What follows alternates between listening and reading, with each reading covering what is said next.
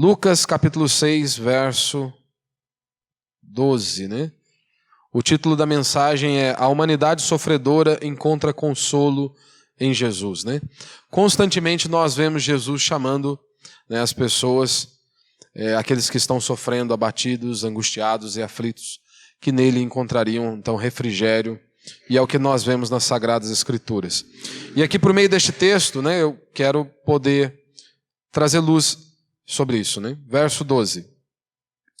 Naqueles dias, Jesus se retirou para o monte a fim de orar, e passou a noite toda orando a Deus.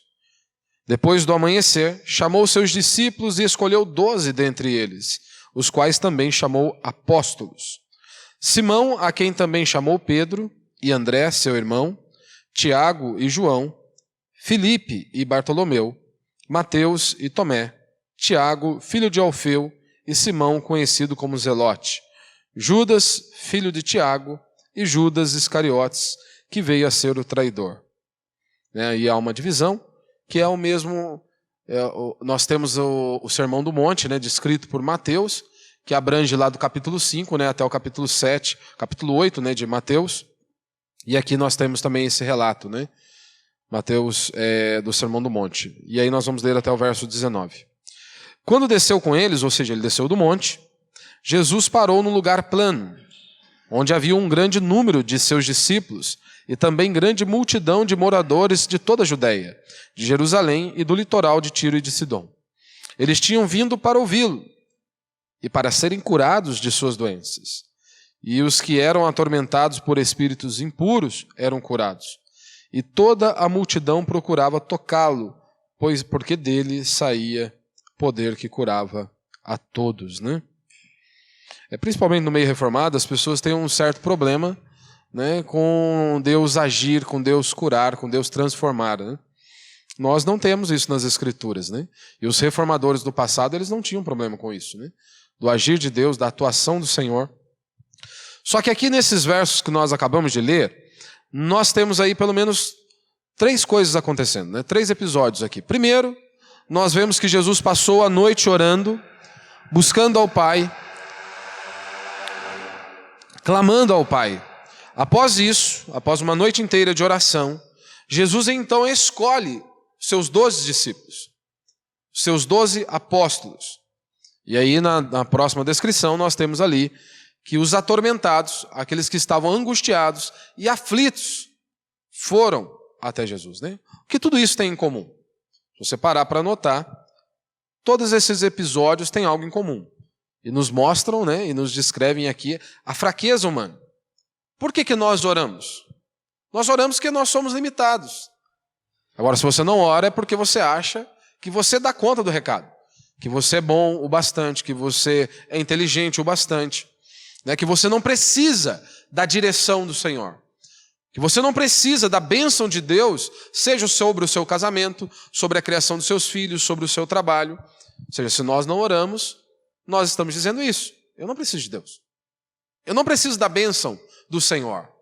Nós estamos simplesmente descartando aquilo que Cristo disse: sem mim nada podeis fazer. E a oração, ela mostra exatamente isso. Que nós somos limitados, fracos, e que dependemos deste Deus poderoso, que é o nosso Deus. Os ímpios, eles confiam em si mesmos. Por isso que eles não oram.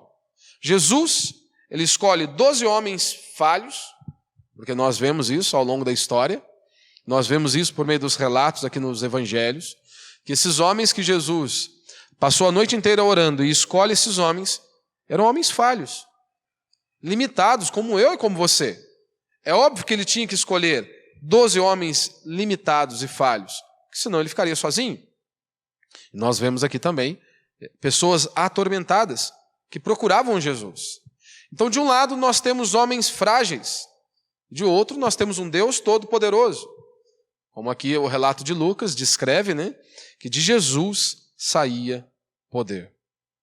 Só que nós fomos criados, né, e nós somos de uma geração que nós temos que olhar para o espelho e dizer que nós somos fortes, que nós somos os melhores, seja da nossa geração, da nossa faixa etária de idade, nós somos um sucesso, nós somos os melhores. E por isso, na maioria das vezes vivemos angustiados, né? Somos fruto de uma geração humanista, que pensa somente em si mesmo, no seu próprio umbigo, né? E eu sou melhor que todos, né? Só que a noção de fraqueza, ela é de suma importância para mim e para você.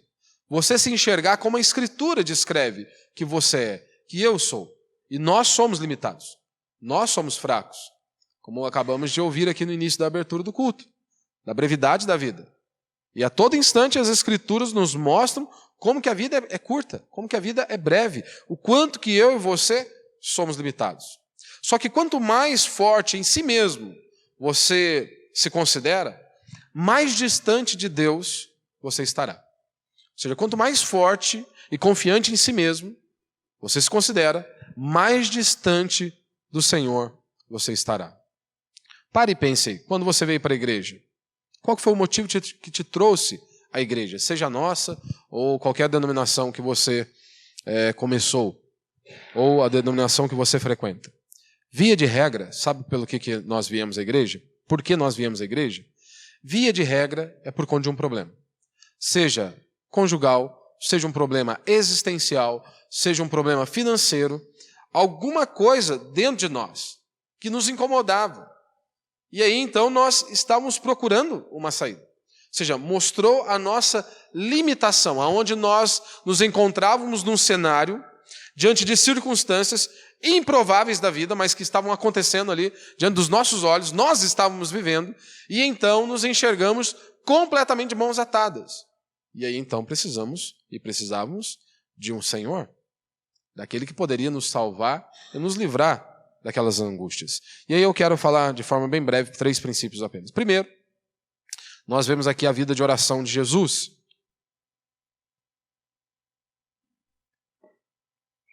Nós percebemos ao ler as Escrituras que havia dias, né, que eles não tinham tempo sequer para comer. Porque era comum a multidão ouvir falar de Jesus, saber que Jesus e seus discípulos estariam em um determinado local, eles levavam todo mundo, os enfermos, os possessos, para que pudessem estar ali com eles e serem curados e libertos por meio do poder de Jesus Cristo. Ou seja, e constantemente nós vemos também as Escrituras narrando que Jesus ele se ausentava para orar. Ou seja, eles tinham que orar no monte. Porque no vale todo mundo, quando via, chegava até eles. Então, não tinha tempo muitas vezes sequer para comer, mas tinha tempo para orar. Sendo o próprio Deus. Isso deveria ser um motivo de grande alerta para mim e para você. Se o próprio Cristo constantemente tratou sobre a vida de oração, nos mostrou que nós devemos orar, e que isso não é algo opcional para nós. Que nós temos que orar. Que nós precisamos estar ali prostrados diante do Senhor. Será que nós que compreendemos errado muitas vezes? Que nós não precisamos orar, porque tudo está no controle de Deus? Ué, pastor, mas não está tudo no controle de Deus? Sim. Você acha que Cristo não sabia que estava tudo no controle do Pai? E por que orava? Nós precisamos aprender a orar.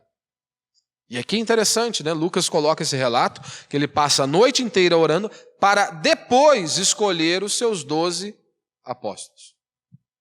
Ou seja, antes de tomar uma das decisões mais importantes da sua vida, né? Falando aqui do seu ministério terreno, Jesus orou. Porque se você se lembra, Jesus ele não saiu daquele pedaço ali de Israel. Quem levou a mensagem dele? Foram os 12 apóstolos que levaram a mensagem de Cristo. Ou seja, era uma decisão de suma importância. Como o salmista diz no Salmo 25, verso 12, né? O homem que teme o Senhor vai lhe direcionar. O Senhor vai lhe conduzir, né, o caminho que ele deve seguir. Nós não sabemos nada. Nós somos limitados. O mundo, ele é complexo. E muda toda hora. Às vezes você pode estar ali convicto acerca de algo, que o investimento que você vai fazer é a coisa mais sólida deste mundo, e de repente, do dia para a noite, aquilo pode se tornar obsoleto. Você perde o seu dinheiro. Você perde o seu investimento. E muitas vezes você pode, inclusive, estar bem preparado para aquilo. Por mais bem preparado que você esteja, nós não sabemos de tudo. Você não sabe de tudo. E às vezes você pode falhar. Ou seja, foge do meu controle e do seu controle. Pastor, mas então o senhor está dizendo que se nós orarmos, tudo vai dar certo sempre? É isso. Se eu orar, tudo que eu fizer vai dar certo sempre? Não, aqui no texto nós vemos um grande exemplo disso. Jesus passou a noite inteira orando, escolhe os seus discípulos, e dentre os seus discípulos, nós temos um traidor. Nós temos Judas. Nós temos um Judas aqui no meio.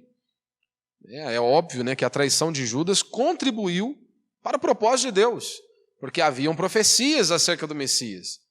Né? E Judas, com o seu coração podre e com toda a sua maldade, né, ele foi ali, contribuiu para que o propósito de Deus, ou seja, aquelas profecias que tinham sobre o Messias, se cumpriram. Algumas delas se cumpriram ali justamente com a pessoa de Judas. Né? Ou seja, mesmo diante deste cenário, de ter ali um traidor, Jesus reverteu tudo aquilo lá para o seu bem. E obviamente para o nosso bem. O que eu quero dizer com isso é que na nossa vida não existe fracasso na vida de um cristão. E quando eu digo isso, eu sei que muitos pastores da teologia da prosperidade vão dizer a mesma coisa, que não existe fracasso na vida de um cristão. Nós somos mais que vencedores sempre, diz o apóstolo Paulo. Só que o interessante, quando Paulo vai dizer isso, que nós somos mais que vencedores e que tudo coopera para o bem daqueles que amam a Deus, Paulo coloca diante disso, diante dos nossos olhos, coisas terríveis, cenários improváveis, ou seja, coisas adversas. E mesmo assim ele diz, tudo coopera para o bem daqueles que amam a Deus. Ou seja, diferente da teologia da prosperidade, a Escritura mostra que não há nada de ruim que possa acontecer na minha e na sua vida. Que tudo continua no controle soberano do nosso Deus. Que muitas vezes nós não compreendemos. E muitas vezes nós não vamos compreender. E nós também sequer fomos chamados para compreender. Eu e você, nós fomos chamados para confiar em Deus em todo tempo.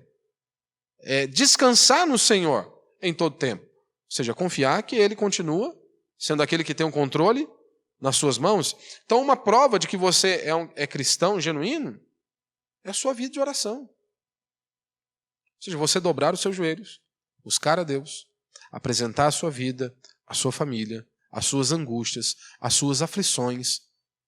Pastor, mas Deus já não sabe de tudo? Ele sabe de tudo. E Ele decidiu agir desta maneira. Constantemente nós vemos tanto Jesus como os apóstolos nos chamando, nos exortando a apresentar diante de Deus as nossas orações, as nossas súplicas, as nossas angústias e aflições. Então nós temos que fazer. Então a oração é a prova da nossa crença. Ou seja, nós dobramos os joelhos porque o que nós estamos dizendo com isso? Eu não posso nada. Se Deus não intervir, se Deus não abrir uma porta, se Deus não abençoar, se Deus não entrar com uma intervenção divina, acabou, está tudo perdido. Arrogantes, eles não oram pela lavoura. Trabalham muito, muitas vezes. Levantam cedo, vão dormir tarde, mas não oram pela lavoura. Eles apenas trabalham. Por outro lado, você tem aqueles que são preguiçosos. Os preguiçosos, eles não trabalham. Do outro lado, os arrogantes, eles não oram. E o cristão, como que ele fica nesse cenário? O cristão, ele ora, ele se prostra diante do Senhor, coloca tudo diante do Senhor e ele parte para o trabalho e faz de maneira árdua, com excelência, para a glória de Deus, mas sempre regado com oração. Sempre regado com oração. Segundo ponto que nós temos aqui são os 12 apóstolos. Eu já fiz uma mensagem inteira, né, falando sobre isso, sobre os apóstolos, e aí eu quero então só destacar alguns pontos aqui. Primeiro, que hoje não existem mais apóstolos, né? Ah, pastor, mas tem um Valdomiro, tem mais não sei quem, À luz das Escrituras não existem. Esses homens são farsa. Por quê? Ah, pastor, mas não é só questão de título? Não, não é só questão de título. Quando você olha para as Escrituras, os apóstolos, eles não consagraram outros apóstolos. Quando você olha para as Escrituras, eles saíram então de igreja em igreja, onde estava sendo plantadas igrejas, e ali eles consagravam presbíteros. E na maioria das vezes, sempre no plural. Ou seja, mais pessoas administrando ali a igreja. Como nós sempre dizemos, né? Apóstolo bom é apóstolo morto. Quando questionaram o apóstolo Paulo, né, se você se lembra, quando precisava preencher a vaga de Judas, tinha um requisito. Tinha que ser testemunha, tinha que ter andado com Cristo, ter visto a Cristo. Só se esses homens têm mais de 2000 anos, né? Só se o Valdomiro e outros apóstolos aí têm mais de 2000 anos, andaram com Cristo e viram a Cristo, né? Tanto que Paulo, quando ele é questionado, ele diz isso: eu não sou apóstolo, eu não vi a Cristo. Não sou como um nascido fora de tempo. Em Atos 14, verso 23, diz o seguinte: promovendo-lhes em cada igreja a eleição de presbíteros, depois de orar com jejuns, os encomendaram ao Senhor, em quem haviam crido, né? Ou seja, eles levantavam e consagravam presbíteros. Quando você olha para a história da igreja, é a mesma coisa. Você olha para os heróis da fé, nenhum deles se intitularam apóstolos. Nenhum. Você tem hereges, né, ao longo da história da igreja, se intitulando aí apóstolos e muitas outras coisas loucas, né, que nós vemos, né? Só os hereges, né? Você tem os gnósticos, né, que diziam que Jesus não tinha corpo. Tinha lá Marcião, né, no século II, Maniqueu no século III, Irving no século XIX, e aí os da atualidade, né? René Terranova, Valdomiro Santiago e por aí vai, né? O apóstolo, ele era comissionado diretamente por Cristo. Aí você olha para esse Zé Mané hoje, né? Aí quem que o consagrou? Quem o levantou? Um pastor é consagrado ao ministério por um outro pastor. O normal é isso, né? Sei que tem uns também que eles mesmos se autodenominam pastores, né? Quem consagrou esses apóstolos? Apocalipse 2, João vai dizer: eles mesmos. Pois os 12 não ungiram outros apóstolos. Pastor, mas por que é importante isso? Pastor, apóstolo, não é tudo a mesma coisa? Atos capítulo 2, você se lembra? No verso 42 diz o seguinte: e perseveravam na doutrina dos apóstolos, e na comunhão, no partir do pão e nas orações. Perseveravam na doutrina dos apóstolos. A doutrina dos apóstolos era a doutrina de Cristo, que Cristo havia entregado a eles. Mas nós vemos ali, né, que havia uma autoridade especial que Cristo havia dado a eles. E aí então, quando o camarada hoje ele se intitula apóstolo, dá-se a entender, e na maioria das vezes, quando você olha para o histórico desses homens, eles sempre estão trazendo um novo ensino, sempre tentando mostrar que há muita autoridade sobre aquilo que eles estão falando. E ai daquele que o questionar. E ai daquele que perguntar: mas quem viu? Se Deus falou com ele, quem é você, quem sou eu para questionar, né? Ou seja, ele confere a si mesmo uma autoridade especial para ensinar, para semear novos ensinamentos. E é o que nós vemos, na grande maioria esmagadora desses homens, né? Semeando heresias. Ou seja, exercendo uma autoridade que beira, tipo o catolicismo romano, meio que papal mesmo.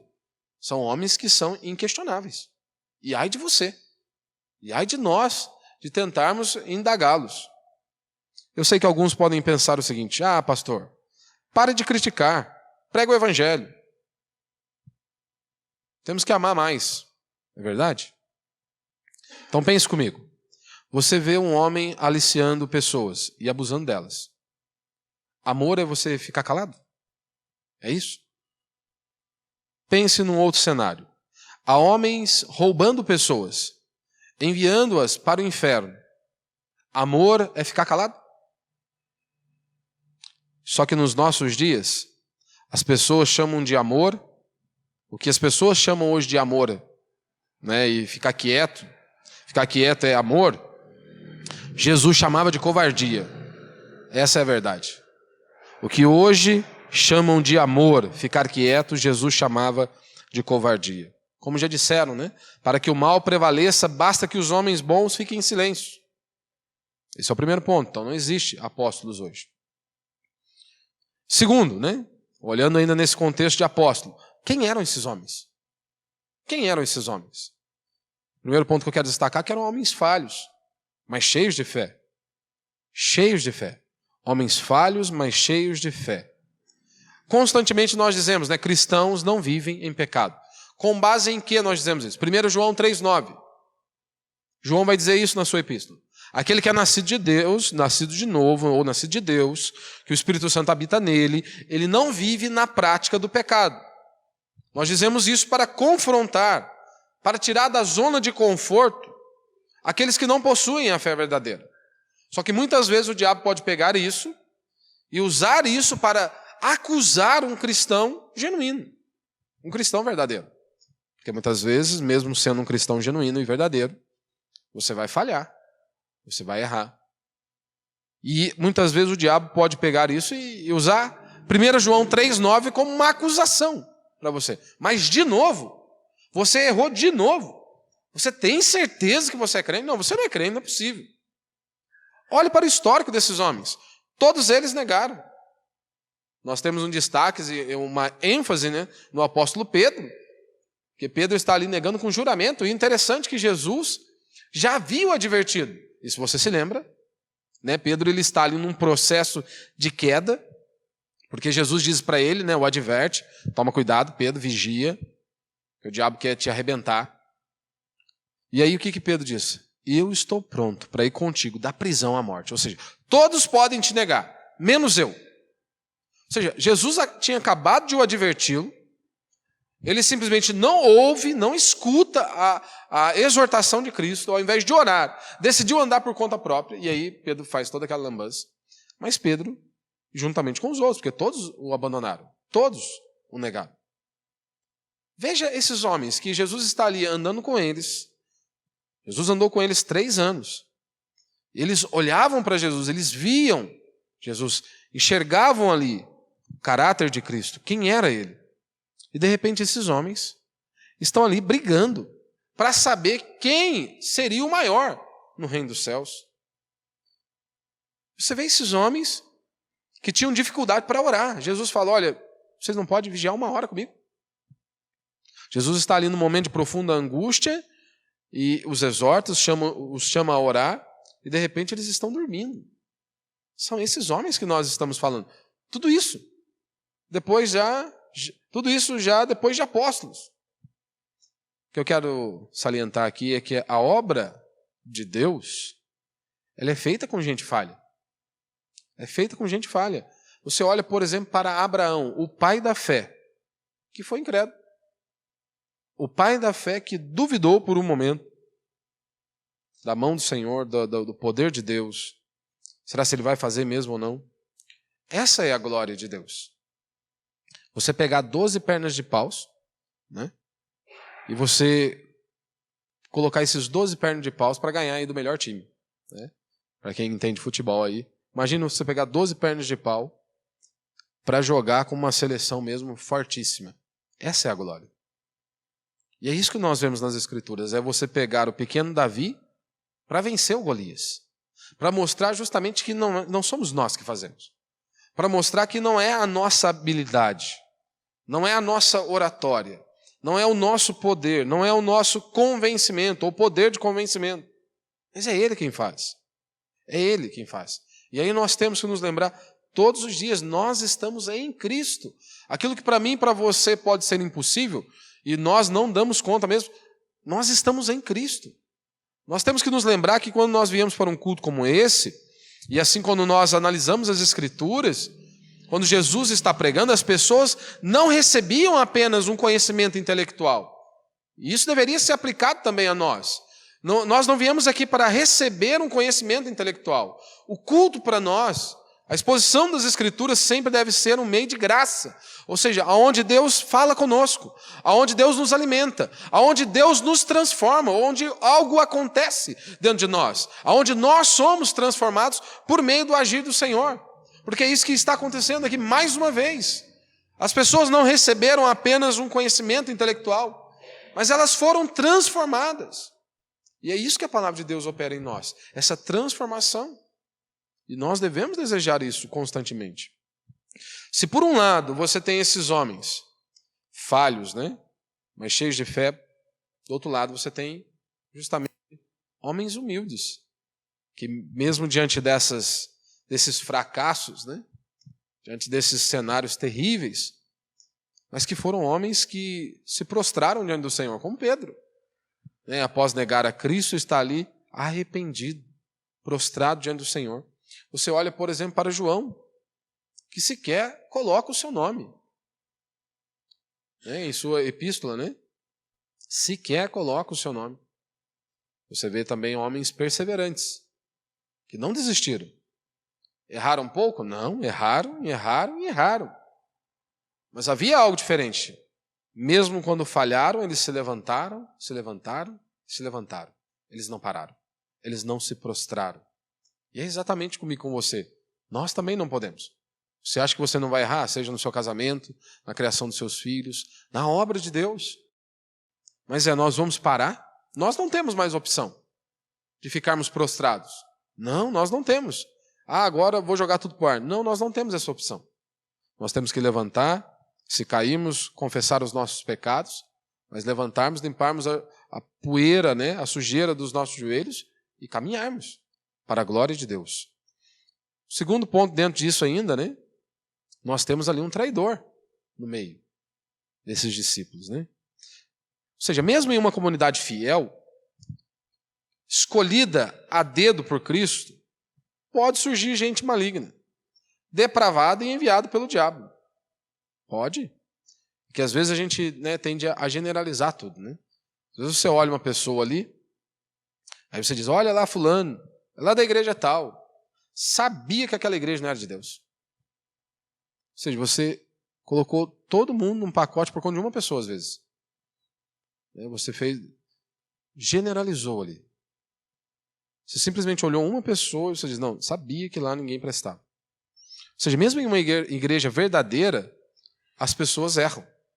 As pessoas falham e as pessoas podem cometer inúmeras atrocidades. A diferença de uma igreja bíblica verdadeira para uma falsa é que na bíblica verdadeira pode sim acontecer coisas horríveis. A diferença é que há ali disciplina. A pessoa ela passa por disciplina, como as Escrituras nos mostram. Essa é uma das características de uma igreja bíblica. Se você quer identificar uma igreja bíblica, uma das características é essa. Tem disciplina ali? A pessoa é exortada, ela é corrigida, ela é orientada. Essa é a grande diferença. Terceiro e último princípio para a gente encerrar.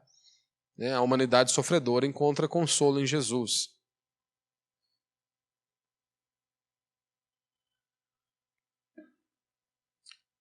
Quem eram as pessoas que estavam procurando por Jesus?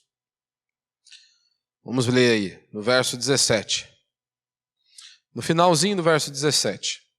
Eles tinham vindo para ouvi-lo e para serem curados das suas doenças. E os que eram atormentados por espíritos impuros eram curados. E toda a multidão procurava tocá-lo, porque dele saía poder que curava a todos. Ou seja, veja o cenário.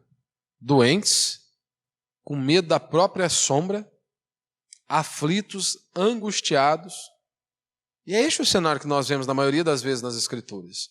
Os fracos, como aquela viúva que perdeu o seu único filho, que para ela perder o único filho naqueles dias era perder tudo. Ou seja, era perder a esperança. Ou seja, tudo estava indo pelo ralo. Ou seja, qual que vai ser a próxima saída? Não há mais saída. Acabou. Ou como aquela mulher com fluxo de sangue, que nós estudamos aqui, que ela gastou 12 anos padecendo com uma enfermidade, 12 anos buscando uma saída, procurando uma solução. Diz o texto que ela não encontrou a solução e, pelo contrário, ela piorava dia após dia. Gastou tudo que tinha e não encontrou a saída. Diz então que ela tocou na orla das vestes de Jesus, porque ela tinha certeza que se tão somente tocasse na orla das vestes dele, ela seria curada. E quando ela toca, de fato saiu o poder, e ela fica atemorizada, apavorada. E Jesus então abençoa, fala com ela, e ela é transformada. Ou você tem de outro lado o rico, como Jairo, mas que está ali perdendo a sua filha para uma enfermidade. Ou seja, você vê ali a brevidade da vida, como que a morte é. Ela não escolhe criança, jovem, idoso, não. De um lado, como nós estudamos aqui, você vê agora, a morte ela não escolhe, ela não tem preferência. Ela não tem assim, isso aqui é criança, vamos poupar. Não. A jovem perdendo a sua vida. O que eu quero dizer com isso? Eu não sei a maneira que você entrou aqui nessa noite. Talvez você possa ter entrado aqui atormentado por diversas coisas. Atormentado pela culpa, atormentado talvez pelo amanhã, pela dúvida, pelas aflições. Mas nós temos que nos lembrar do Senhor. Nós temos que nos lembrar, assim como Jesus está naquele episódio, né, os discípulos aflitos, Jesus ele acalma a tempestade, dá ordem aos ventos, ao vento e às águas, e os discípulos perguntam, né, quem é esse?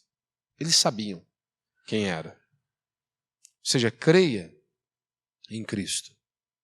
Você se assustará apenas com o tamanho do poder dele.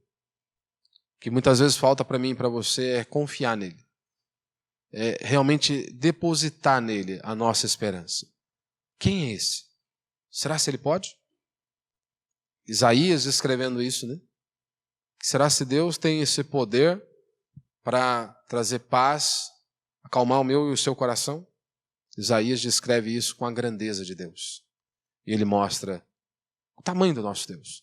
Não é ele que mediu os céus a palmos e que colocou, né, conteve as águas, todas as águas na concha da sua mão. Ou seja, o que ele estava demonstrando é a grandeza de Deus.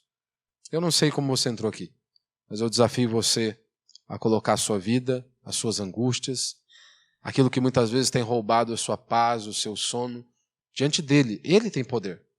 Ele tem um poder para acalmar o seu coração, para intervir e mudar a situação.